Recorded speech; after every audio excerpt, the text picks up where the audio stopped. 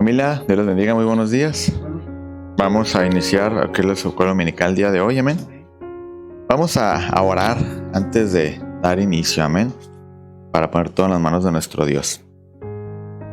Señor, te damos gracias por esta bendición que nos permites el día de hoy. Gracias por todas las cosas que has preparado para nosotros, Dios, para que podamos disfrutar de ellas y de igual manera, Dios, para poder ver tu amor, tu misericordia extendida hacia nuestras vidas, mi Dios. Te damos gracias porque tú has sido bueno, Dios, maravilloso hacia nuestras vidas. Tu amor, tu misericordia se ha mostrado de una manera excepcional, Padre. Te damos gracias por cada bendición que has derramado en nosotros. Muchas gracias, Señor, te damos porque reconocemos, Dios, que dependemos de ti y que sin ti no somos nada, Padre. En nombre de Jesús te pido que tomes control de este servicio de principio a fin. Te pedimos, Padre Celestial, que seas tú moviéndote a nuestros medios, que sea tu nombre glorificado en todo momento y que de esa manera, mi Dios, nosotros también podamos aprender cada día más de ti, Padre. En el nombre poderoso de Jesús. Te pedimos, Padre Celestial, que seas tú en este lugar, Señor, tomando control desde la escuela dominical, desde prácticamente todo lo que se lleve a cabo, y en todo momento sea tu nombre glorificado y a ti sea la gloria, ahora y por siempre, Dios. Toma control de nuestros hermanos que vienen en camino, Señor. Tráelos con bien hasta este lugar.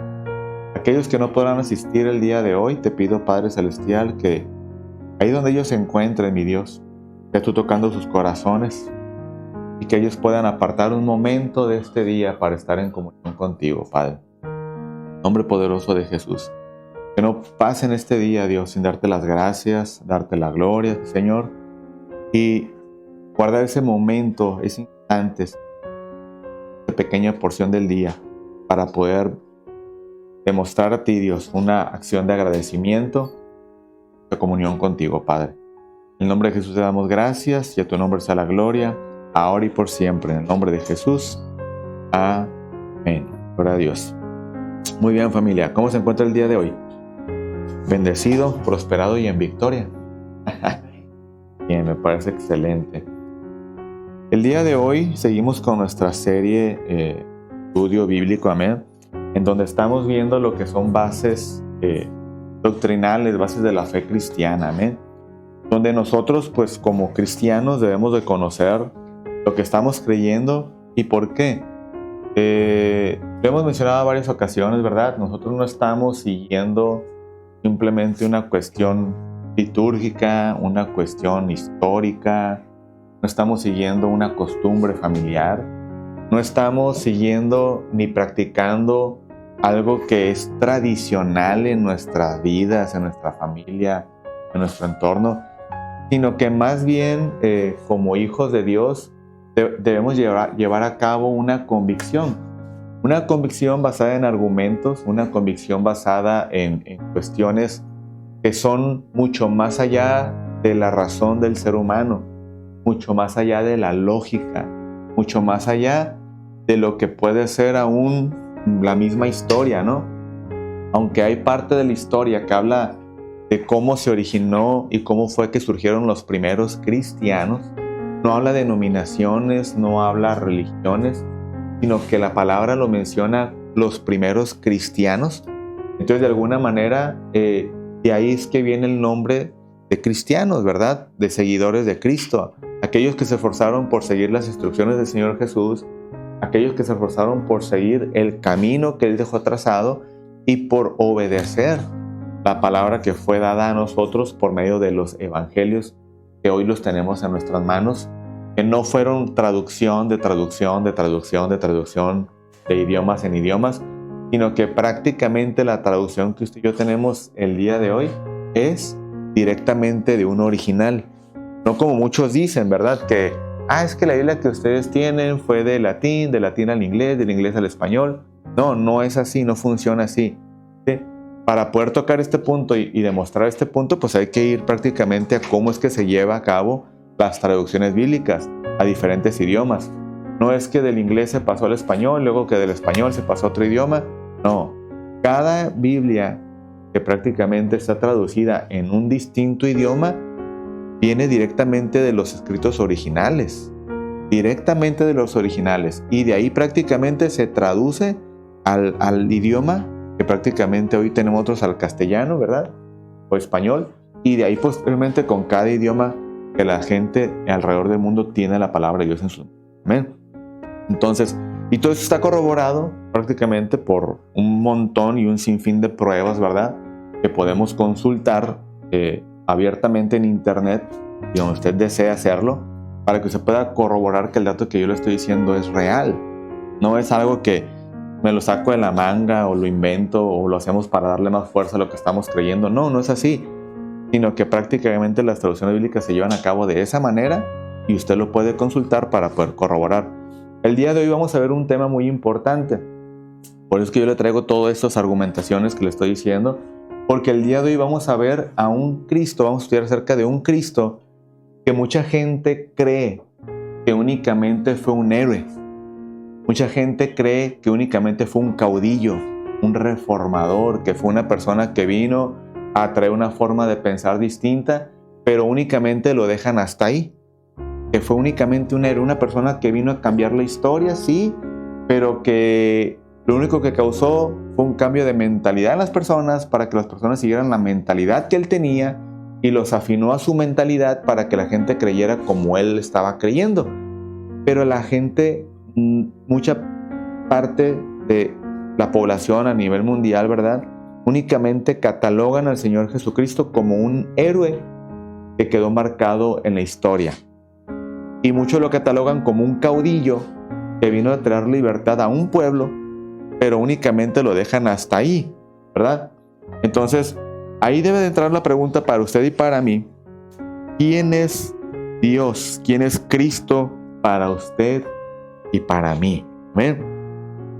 Yo sé que tenemos convicciones, ¿sí? Y yo sé que todos los que estamos aquí presentes, incluso muchos de los que están escuchándonos el día de hoy, yo sé que no tienen ningún problema con el reconocer al Señor Jesucristo como el Salvador del mundo, ¿sí? Pero, ¿de qué sirve este estudio para nosotros si nosotros el día de hoy tenemos la convicción de que Él es nuestro Salvador?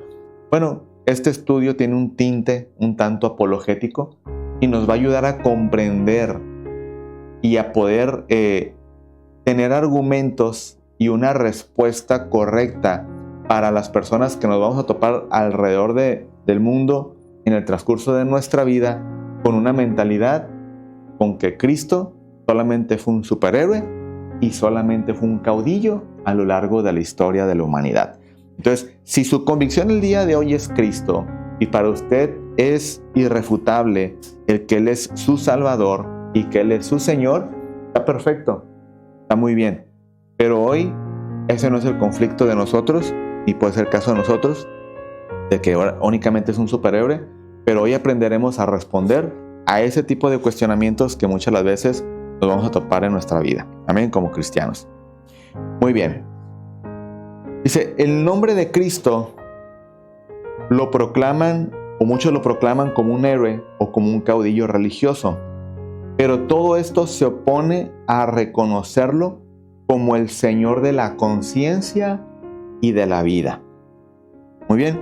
A lo largo de la historia, obviamente, pues ya muchos años, han existido distintos grupos o corrientes ideológicas con un enfoque académico, y ellos han querido intentar desprestigiar o reducir a Jesucristo como únicamente un superhéroe, como únicamente un caudillo o como únicamente un personaje más en la historia de la humanidad. Ellos han tratado de hacerlo de esta manera. Lo presentan no como el Cristo de la Biblia, sino como un personaje que está en el libro de la Biblia, ¿sí? Como una categoría simple de un líder humano o como un caudillo político. Y estos tipos de líneas o de ideologías lo llevan prácticamente a reducir a únicamente estos calificativos, negando su divinidad y su obra redentora, que prácticamente son las que han hecho la obra en nosotros.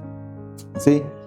Hay autoridades religiosas que desde el siglo I han tratado de hacer esto, Desde el punto de vista de los evangelios, obviamente se muestra al Señor Jesús como una persona que vino a ser una obra gloriosa en la vida de la humanidad, ¿verdad? Pero ellos simplemente lo rebajan a un líder religioso, hablando de las cuestiones de la creencia judía. Únicamente lo rebajan a un líder religioso que vino a tratar de cambiar la ley mosaica, que vino a tratar de cambiar lo que los judíos estaban creyendo. Y obviamente, usted y yo lo sabemos, ¿verdad?, que el Señor Jesucristo vino a traer salvación a los judíos, pero los judíos no quisieron nada con Él.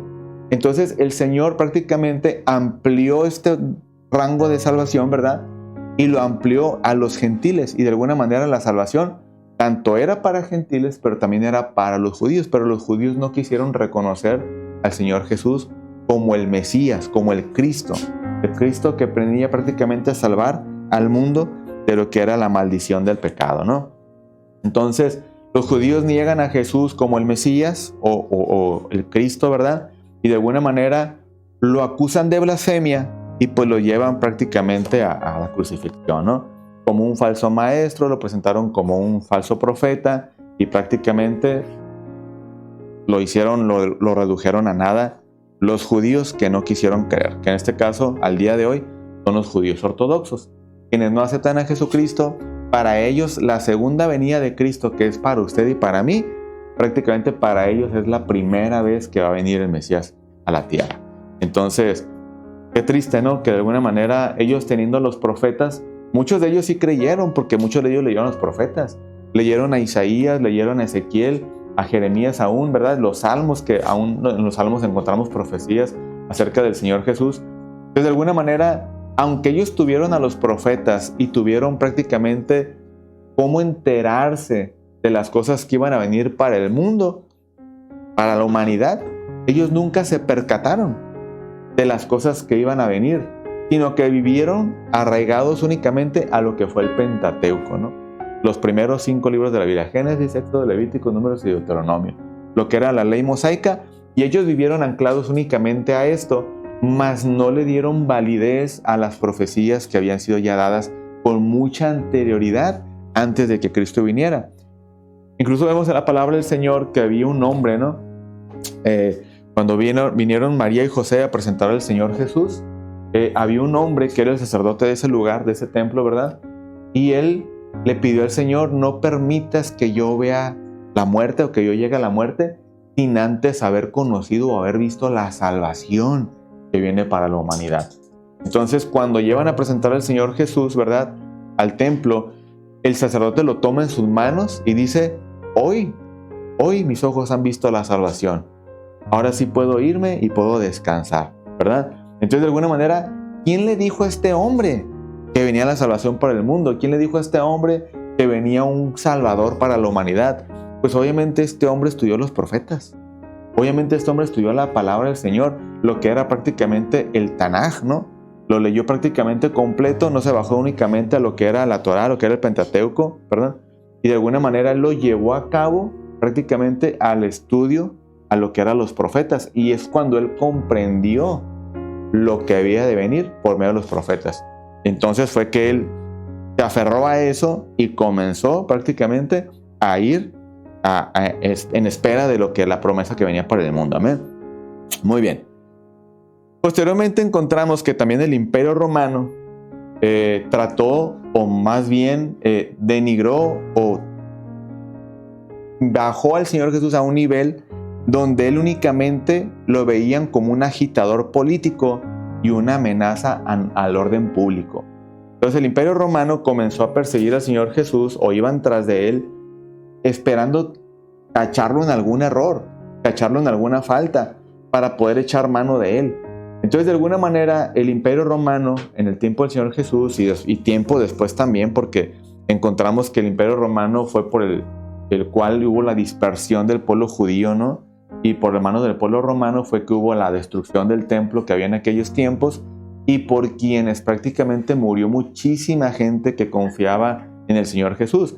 De hecho, si usted va a la historia prácticamente, ¿verdad?, de la iglesia y única, y también está en la historia universal, usted va a encontrar que en el año 72 Tito el Romano, de la mano de Vespasiano, ¿verdad?, que era su padre prácticamente, ellos fueron los que fueron y destruyeron el segundo templo que había en Israel, donde el pueblo de Israel se acercaba a hacer adoración, ofrecer sus ofrendas a Dios. Entonces fueron y destruyeron el templo e hicieron una enorme genocidio, ¿verdad?, de judíos en aquel lugar.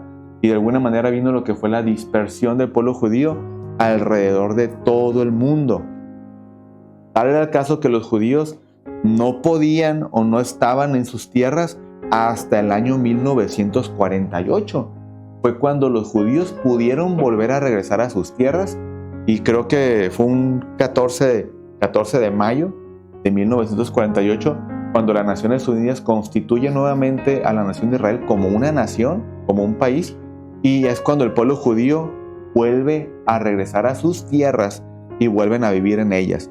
Pero antes de 1948, por mano de Roma, fue que prácticamente todo el pueblo judío fue esparcido alrededor de todo el mundo, ¿no? En España principalmente, todo lo que fue Europa, y entonces de alguna manera, pues, el pueblo de Israel fue denigrado por el Imperio Romano. Y el Señor Jesús, pues, no fue prácticamente la excepción, ¿no?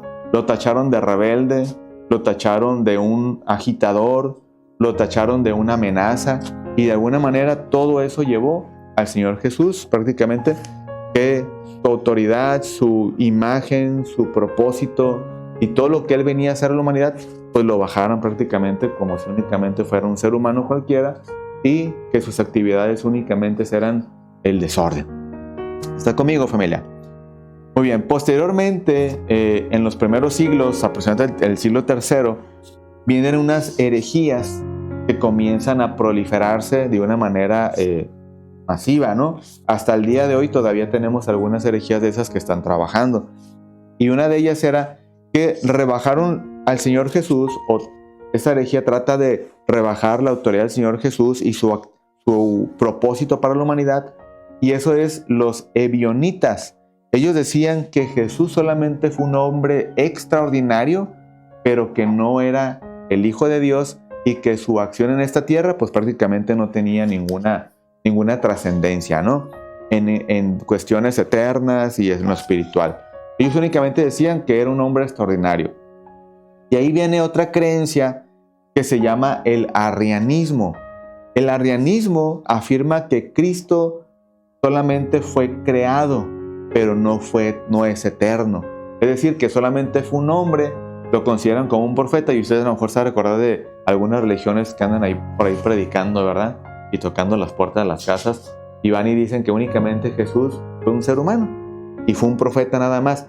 Pero esa creencia viene desde el siglo III, ¿verdad?, donde en el concilio de Nicea se hizo una junta en el siglo III donde comenzaron a debatir este punto, y Arriano era uno de los que apoyaba este punto y los que creó esta creencia, donde él decía que únicamente Cristo fue un ser humano que vino a este mundo, pero que no tiene una trascendencia eterna. Entonces de ahí viene prácticamente la expulsión de Arriano del concilio de Nicea. Lo expulsan totalmente y dicen: sabes que tú ya no perteneces aquí porque lo que estás diciendo es una total herejía y va en contra de lo que enseña la palabra del Señor. Entonces lo expulsan, pero él comienza a proliferar su creencia, su herejía. Es una herejía porque niega la Trinidad, niega la divinidad del Señor Jesucristo, y niega prácticamente el propósito que Él tiene de ofrecer eternidad y vida eterna a los seres humanos por medio de la salvación. Desde ahí lo expulsan, comienza él a crear su propia doctrina, su propia creencia, comienza a proliferarla, y entonces el concilio de Nicea crea lo que le llaman el credo de Nicea, ¿no?, que fue un credo que ellos crearon. Y de alguna manera el credo, a lo mejor lo ha escuchado usted, de creer en un solo Señor Jesucristo, creador del cielo y de la tierra, de lo visible, de lo invisible. Ahí sale el credo de Nicea, pero era una afirmación de la deidad, de la omnipotencia y de la eternidad de nuestro Señor Jesucristo. Amén. Era una afirmación que fue creado para ir en contra de la creencia que de alguna manera Arriano estaba proliferando con la gente, ¿verdad?, acerca de creer que el Señor Jesús no era el Hijo de Dios, que no era eterno y que únicamente fue un ser humano ordinario, pues como usted y como yo, prácticamente eso es totalmente una herejía, ¿no? Después viene el gnosticismo, que niega la encarnación de nuestro Dios. Amén. Usted sabe que en esta vida la Biblia enseña que no existe la reencarnación. ¿Estamos de acuerdo? La reencarnación no existe. La palabra del Señor enseña que está establecido para los hombres que vivan una sola vez y después el juicio. Y el juicio es para eternidad. ¿Sí? Este cuerpo, esta vida en esta tierra es solamente temporal. Estamos temporalmente en esta tierra, en este cuerpo. Y después de esta vida en esta tierra, aquellos que dicen, enseñan y afirman que después de esta vida ya no hay nada, están totalmente equivocados, porque la Biblia enseña todo lo contrario. La Biblia enseña todo lo contrario. La Biblia enseña que después de esta vida, después de morir en este cuerpo, existe la vida eterna, lo que es prácticamente, para algunos va a ser la muerte segunda y para otros va a ser la vida eterna, ¿sí? De alguna manera, la vida eterna para usted y para mí, obviamente confiando en Cristo Jesús, pues va a ser en gloria. Pero para los que no están en Cristo y para quienes no quieren nada con Él y desean vivir en esa idea, ¿verdad? Pues lamentablemente la eternidad será en otro lugar, separado totalmente de nuestro Señor Jesús. Entonces, de alguna manera, el vivir creyendo una idea con un razonamiento y lógica humana es prácticamente un volado al aire, ¿no?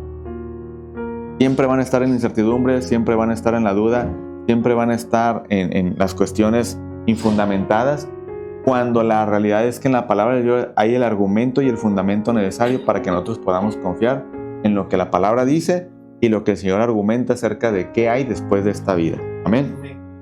¿Está conmigo, familia? Muy bien. Entonces, la iglesia cristiana prácticamente en aquellos tiempos, entonces viene y da su postura en cuanto a lo que es prácticamente la función, el propósito y cómo es que el Señor Jesucristo iba a desarrollarse en esta vida. Amén. Muy bien. Primeramente, en el concilio de Trento, de Nicea, en el concilio de Calcedonia también, se afirmó la plena divinidad de nuestro Señor Jesucristo. Amén. Ahorita más adelante le voy a dar algunas citas para que los vaya apuntando, ¿verdad? Y de alguna manera, cuando usted repase esta clase entre semana, usted pueda leer la lectura bíblica de cada texto para que usted pueda darle esa fuerza a lo que estamos hablando el día de hoy.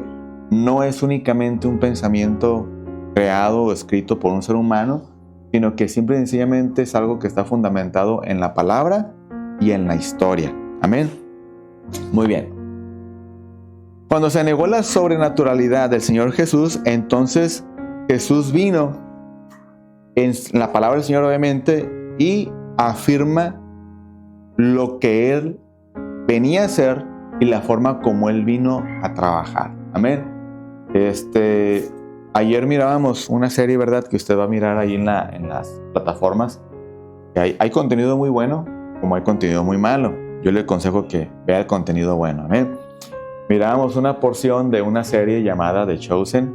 Y siempre hemos leído la historia de cuando el Señor multiplica los panes y los peces, ¿no? Que le traen 5 panes y 2 peces. Y Él ora por ellos, los multiplica y le dan de comer a una multitud, ¿no? A miles de personas. Ayer estábamos viendo la serie y lo mirábamos de alguna manera dramatizado, si usted quiere mencionarlo, ¿no? De alguna forma.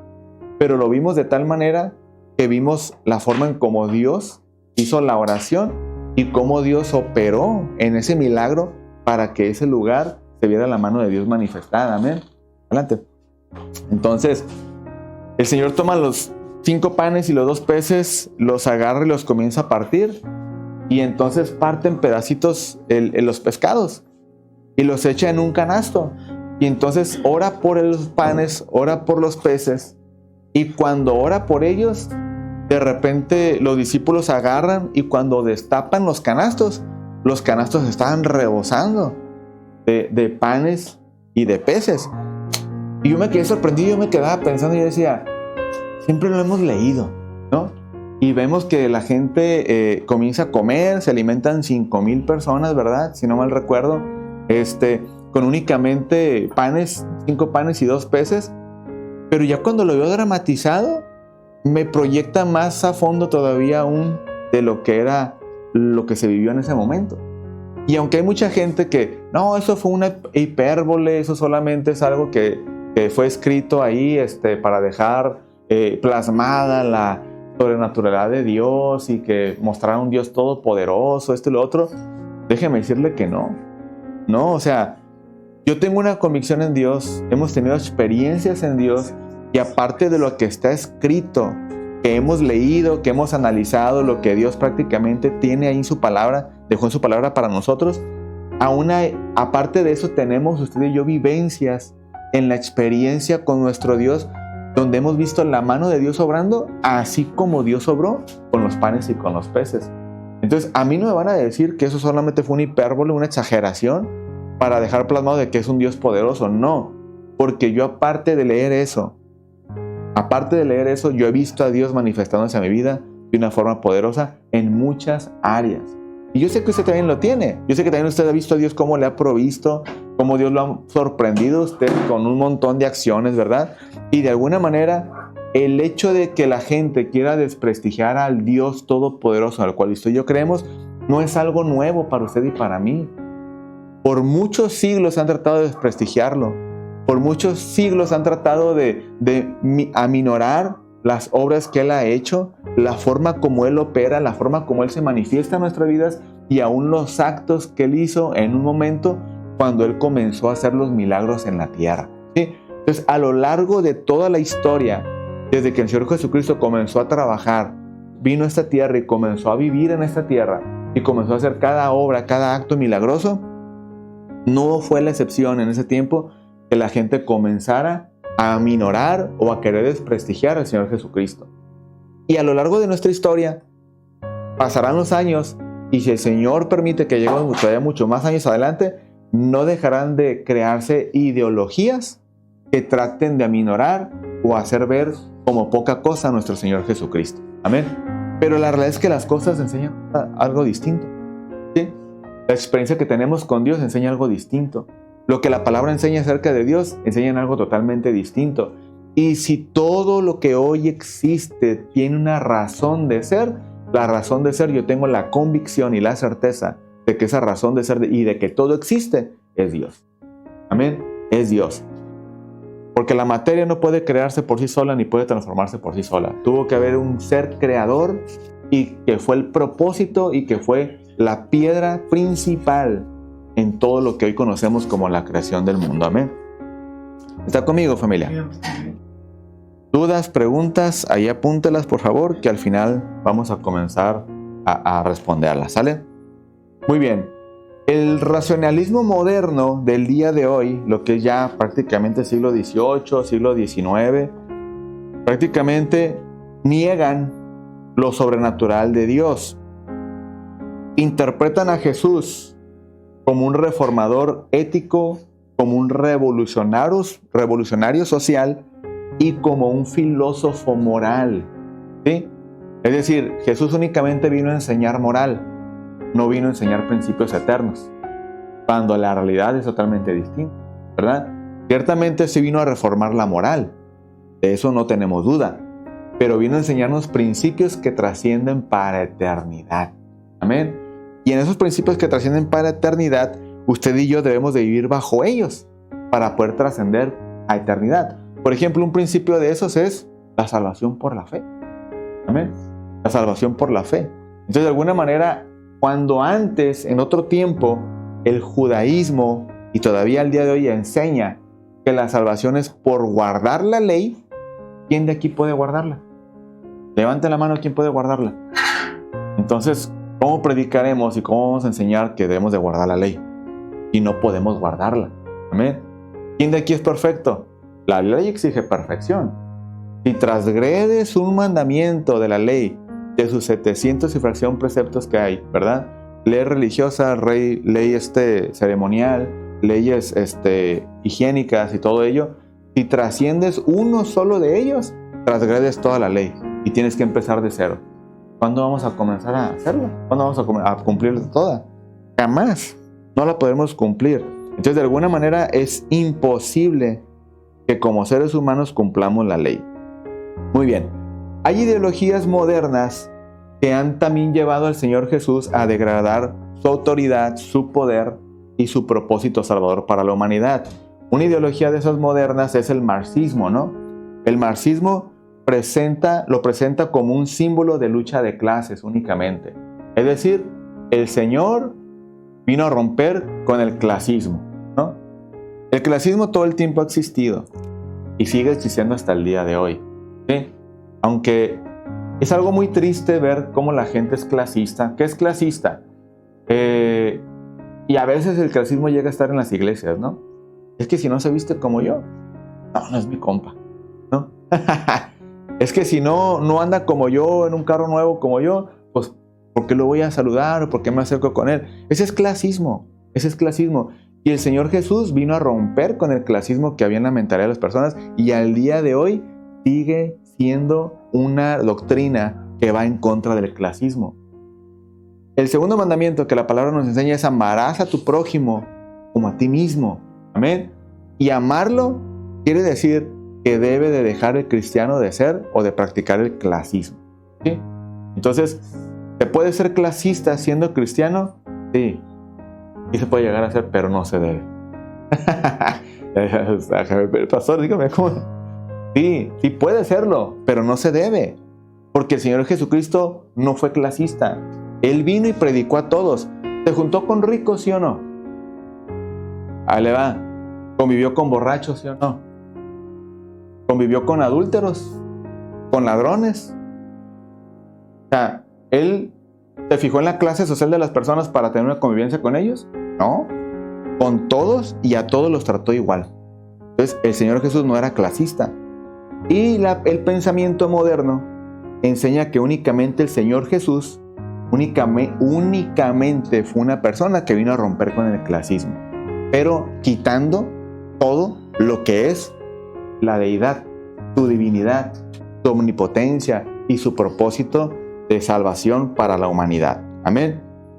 Después de ahí viene lo que fue el nacionalismo. Lo usan únicamente como un caudillo ideológico para ciertos sectores únicamente, ¿no? Pero no para todos. Entonces, una ideología que puede trascender, sí, pero que de alguna manera nada más fue y su raíz es en el fundamento o debe ser fundamentada en la nación donde él nació. Después de ahí viene la teología liberal extrema. Y aquí tiene que tener cuidado usted y escuche bien por qué. Porque la teología liberal extrema ha llegado a afectar la vida cristiana, las iglesias cristianas. La teología liberal extrema lo reduce a un ejemplo moral únicamente y en su práctica niega su deidad e incluso muchos niegan su resurrección. Y aquí es donde tenemos que tener cuidado nosotros porque aquí se cuela lo que es el humanismo, ¿sí? El humanismo se ha infiltrado en la iglesia cristiana de una forma muy alarmante, demasiado alarmante. El humanismo, ¿qué es el humanismo? Cuando estamos enfocados únicamente en las capacidades que nosotros podemos tener, ¿sí? Por ejemplo, cuando hablamos de humanismo, me enfoco únicamente en lo que yo necesito, en lo que yo quiero, en lo que yo hago, en lo que yo deseo recibir, pero no me enfoco en la deidad de nuestro Dios, ¿sí? Y el humanismo se ha infiltrado tanto en la iglesia que ha llevado a la iglesia a un rumbo que es incorrecto en la práctica de vida cristiana. Por ejemplo, cuando un predicador enseña la palabra del Señor, ¿a quién le tiene que llevar a usted a conocer? Cristo.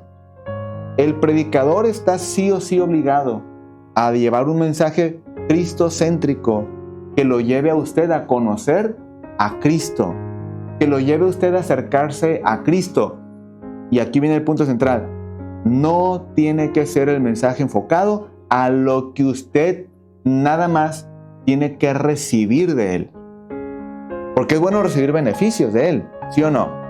La salvación es algo que recibimos. Pero todo el tiempo estar, y Dios te va a prosperar, y Dios te va a dar, y Dios esto, y tú mereces esto, y Dios te va a suplir, y Dios te va a dar, te va a este. Oiga, hermano, pues ¿qué se trata entonces? ¿Nomás de venir y pedirle al Señor? ¿O conocer cada día más su corazón y conocer su propósito y lo que Él quiere para mí? El mensaje siempre nos tiene que llevar a conocer a Cristo. Amén. Ahora, cuando vamos a las alabanzas, a la música que entonamos dentro de cada congregación, prácticamente cada alabanza nos tiene que revelar a Cristo. Nos tiene que mostrar quién es Cristo. ¿Sí? Pero cuando la alabanza va enfocada únicamente a lo que yo necesito, a lo que yo recibo, a lo que yo deseo, y únicamente va enfocada a lo que dame, óigame, eso no es mostrarme a Cristo.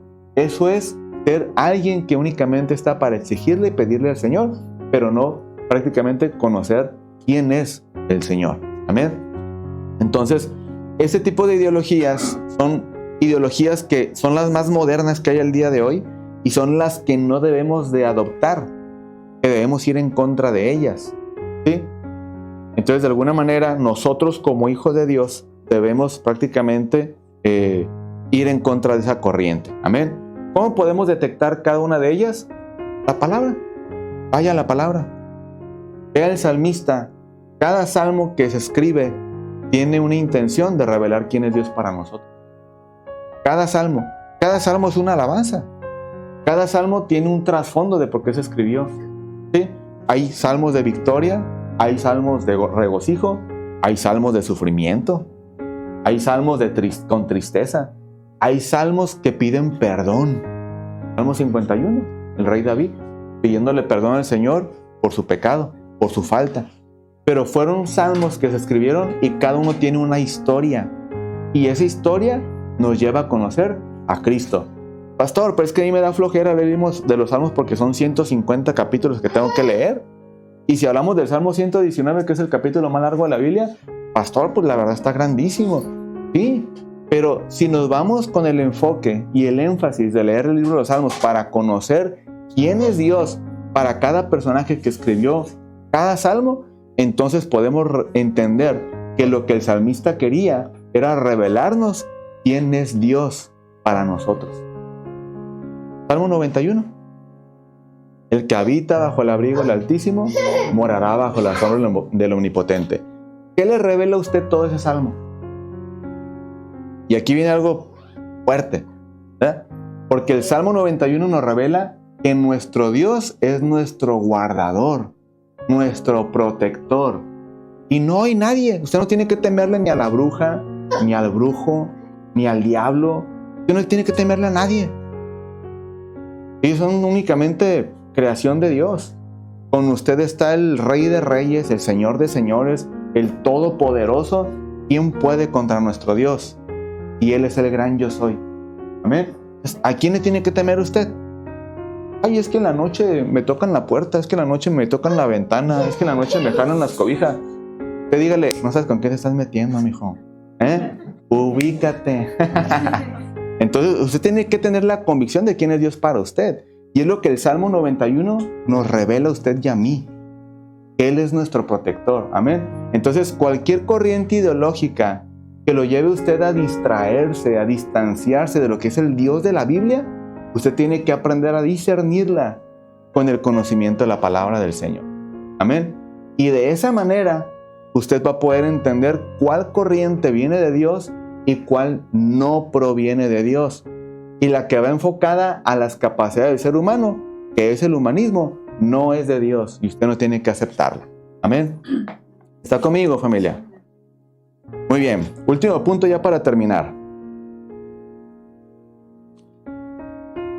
Punto número 7 y conclusión. Muy bien. En la cultura secular y contemporánea, hablando de medios, cine, educación, todos ellos han llevado a mostrar al Señor Jesús únicamente como un buen hombre, como un líder carismático o muchos de ellos como un mito. Pero la realidad es otra.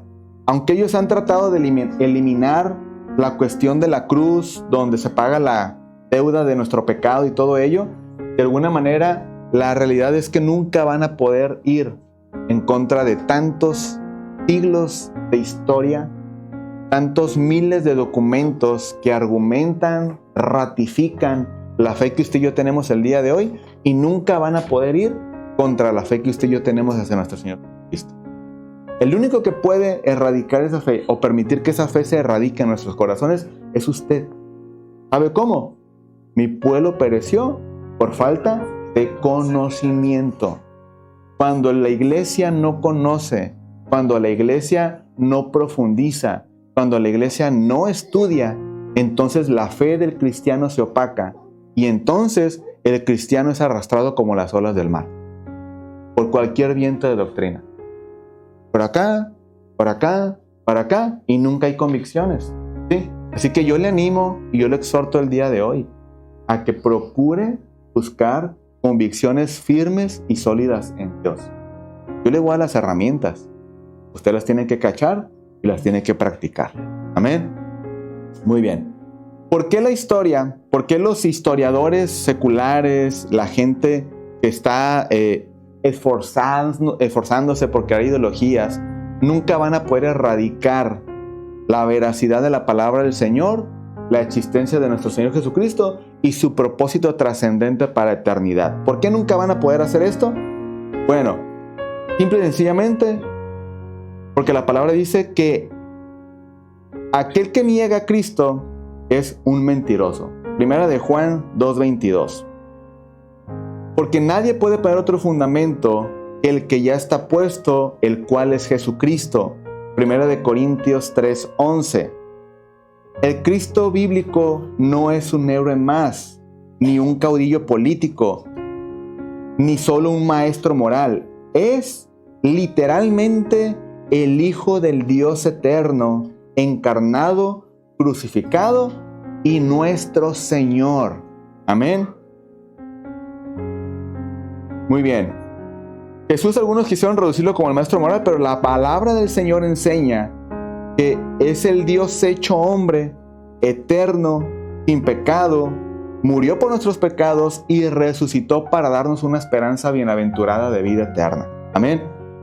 Juan 1, del 1 al 14, Colosenses 2, 9 y Primera de Corintios 15, 3 al 4. Amén. Quitar la divinidad de la cruz la resurrección no es una interpretación menor, es otro Cristo distinto al de la Biblia. Entonces cualquiera que hable de alguien que no resucitó, de alguien que no hizo absolutamente nada trascendente, no está hablando del Cristo que yo creo. Porque el Cristo que yo creo sí resucitó, murió en la cruz del Calvario y nos da una esperanza de vida eterna. Amén.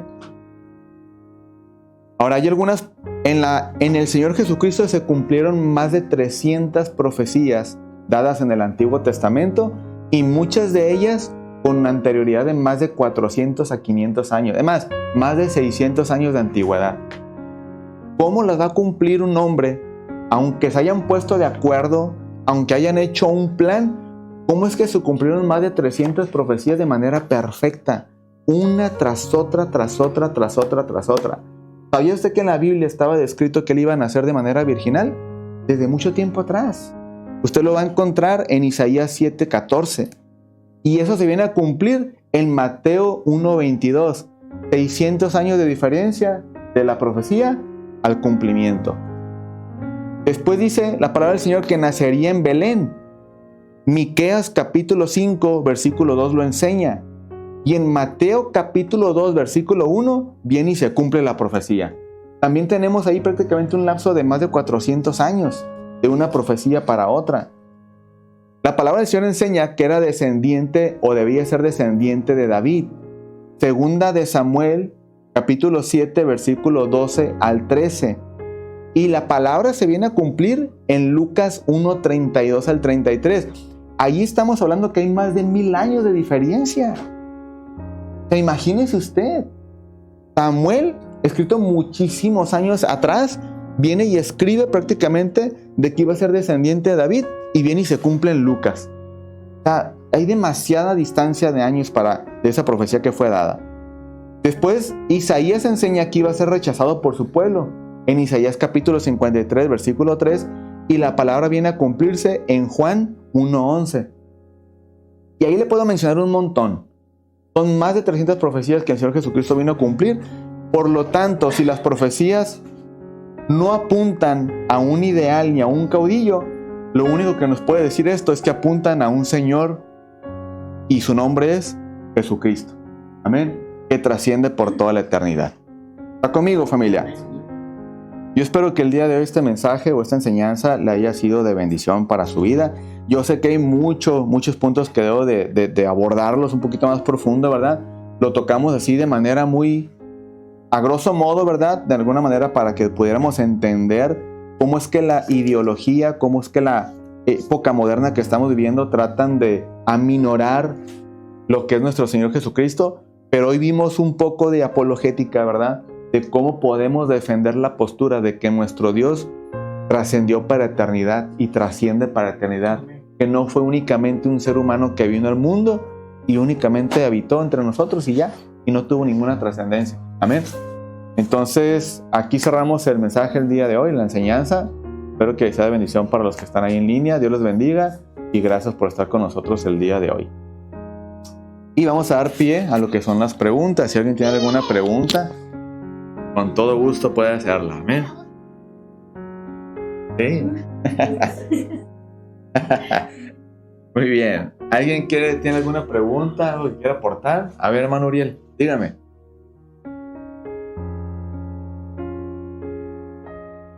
Perfecto.